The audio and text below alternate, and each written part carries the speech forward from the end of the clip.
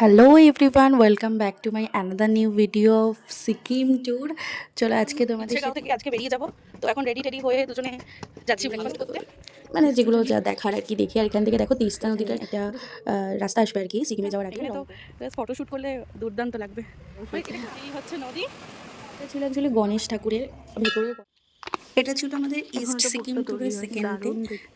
আমরা ছিলাম হচ্ছে বুমজং হোমস্টেতে, যেটা ছিল আড়িতারে। আমার আগের ব্লগগুলো তোমরা চেক করতে পারো, আমরা কোথায় ছিলাম, এর আগে কি কি সাইট সিন করেছি, সব কিছু আছে। তো হোমস্টেটা সবে সবে হচ্ছে কি আর দুর্দান্ত হোমস্টে, নিট অ্যান্ড ক্লিন। আর খুব ফ্যামিলি নিয়ে তোমরা গেলে খুব ভালোভাবে মজা করতে পারবে এই হোমস্টেতে। হোমস্টেটার খানিকটা এরকম, চারিদিকে ফুল টুল গাছ আছে। রুমগুলো আমি তোমাদের সাথে শেয়ার করব। আর আমরা ছিলাম হচ্ছে ফার্স্ট ফ্লোরে। গ্রাউন্ড ফ্লোরে হচ্ছে হোমস্টের যারা ওনার তারা থাকে, ফ্যামিলি নিয়েই থাকে। তো চলো রুমগুলো শেয়ার করি তোমাদের সাথে। এটা ছিল আমাদের একটা রুম, মানে আমরা দুজন এখানে ছিলাম, কিন্তু এখানে তোমরা আরামসে 3জন থেকে যেতে পারবে। আর ব্যালকনি রয়েছে, একটা অ্যাডজাস্ট বাথরুম রয়েছে। তো এখানে এই যে বেডটা রয়েছে, এখানে দুজন আরামসে শুয়ে পড়তে পারবে। সাইডের বেডটাতে সিঙ্গেল, মানে একজনই শুতে পারবে। আর ব্যালকনি থেকে চারপাশটার ভিউজ দেখা যায়। এখানটায় বলবো মানে এমন, আমরা এর আগে যে ইচ্ছেগাঁওতে ছিলাম, তো প্রাকৃতিক দৃশ্যটা খুব সুন্দর ছিল, খুব ভালোভাবে উপভোগ করতে পারবে। এখানে অতটাও নেই, তবে হ্যাঁ শান্ত নিরিবিলি একটা পরিবেশ, যেহেতু অফবিটে আমরা গিয়েছিলাম।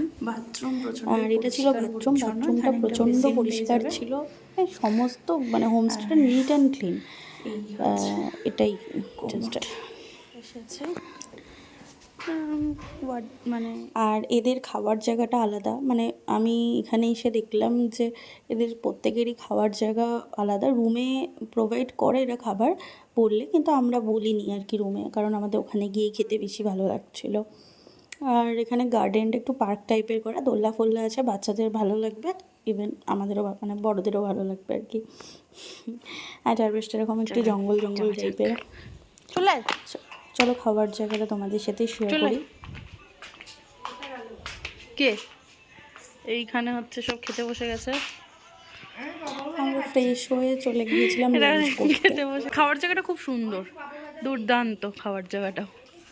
মানে অফবিট প্লেসে এলে আলাদাই একটা এক্সপিরিয়েন্স হয়। লাঞ্চের মেনুতে ছিল হচ্ছে ভাত, তার সাথে ছিল হচ্ছে পাঁচমিশালি একটা ডাল, মুগ মসুর, হ্যাঁ, তারপরে আরও কিছু ডাল ছিল ওর মধ্যে, ভালো টেস্টি। আর এখানে হচ্ছে সব জায়গায় মূলো শাক ভাজা ছিল, তারপরে ছিল হচ্ছে মূলো ভাজা, মূলো আর আলু ভাজা, আর তার সাথে ছিল হচ্ছে ডিমের কষা। এখানে তো মাস্ট একটা ঝাল ঝাল আচার আর লেবু আর পেঁয়াজ কাঁচা লঙ্কা এগুলো দেবে। খাওয়া দাওয়া করে আমরা একটু রেস্ট নিয়ে নিয়েছিলাম, তারপর সন্ধ্যাবেলা নেমেছিলাম। আমাদের জন্য আলাদাই একটা কিছু ওয়েট করছিল, যে ফ্যামিলি মানে যারা হোমস্টেটার ওনার, পুরো ফ্যামিলি মিলে আমাদেরকে এন্টারটেন করার জন্য তাদের সাধ্য মতো চেষ্টা করেছে। দেখো এখানে প্রত্যেকটা মেম্বার কিছু না কিছু আমাদের জন্য পারফরমেন্স করেছিল। আর এখানে যে বারবিকিউটা হচ্ছিল বনফায়ারটা, সেটা আমরা মানে ওদেরকে আগে থেকে বলতে হবে, ওরা অ্যারেঞ্জমেন্ট করে দেয়, একটা অ্যামাউন্ট নেয়, অ্যারেঞ্জমেন্ট করে দেয়। হোমস্টের ওনার এবং তার ওয়াইফ দুজনে মিলেই আমাদের জন্য গান গেয়েছেন, আর এটা হচ্ছে তাদের ছেলে।